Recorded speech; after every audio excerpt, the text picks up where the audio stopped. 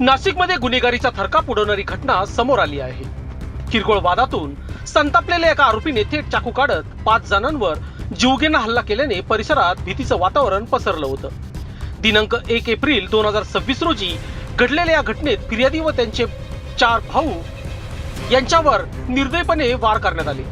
जमीरुद्दीन शेख या आरोपीने जुन्या वादाचा राग मनात ठेवत थेट रक्तरंजित हल्ला चढवला। या हल्ल्यात सर्वजण गंभीर जखमी झाले आणि काही काळ परिसरात एकच खळबळ उडाली। घटनेनंतर आरोपी फरार झाला होता, पण गुन्हे शाखा युनिट 2 ने हार मानली नाही।